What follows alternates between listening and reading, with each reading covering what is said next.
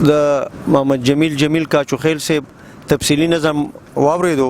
اوس زه په خپل څنګ کې ناست جهان بخش جهان صاحب ته خاص کوم چې هغه تاسو ته خپل شعرونه وړاندې کړي.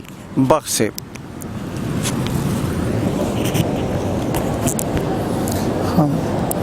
دا یو کلام دی چې مختصر غوندې زخمي صاحب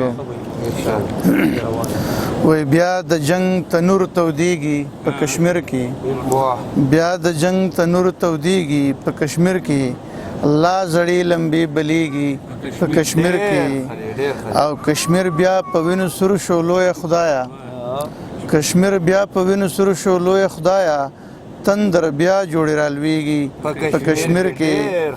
او جمیل صاحب شعر دی وای دا شهید دی دغه مړ دی دا زخمی دی، دا شهید دی دغه مړ دی دا زخمی دی، خویندې میندې مو جړیږي په کشمیر کې، دا شهید دی دغه مړ دی دا زخمی دی، خویندې میندې مو جړیږي په کشمیر کې. او په دې خاوره کې بمونه راټوکیږي، په دې خاوره کې بمونه راټوکیږي، بارود کالو سروریږي په کشمیر کې. او ظالمانو په خپل ژوند پورې حیران کړو. خټک صاحب ظالمانو په خپل ژوند پورې حیران کړو، ژوند مو ورځ په ورځ ګرانیږي په کشمیر کې. ظالمانو په خپل ژوند پورې حیران کړو، ژوند مو ورځ په ورځ ګرانیږي په کشمیر کې. او بل شعر دی جی وای دا حلال کړئ دا پانسی کړئ دا لاپته،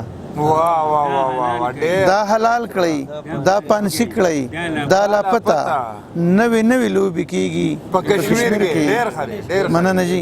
دا حلال کړئ دا پانسی کړئ دا لاپته، نوې نوې لوبې کېږي په کشمیر کې.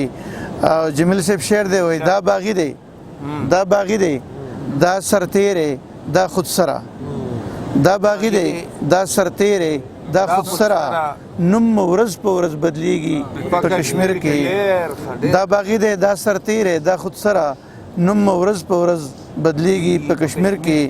او اخره یې مقصد جی وای مسلمان کراویخ نشو ای جهانا، مسلمان کراویخ نشو ای جهانا، تر قیامت به قتلیږي په کشمیر کې. ډېر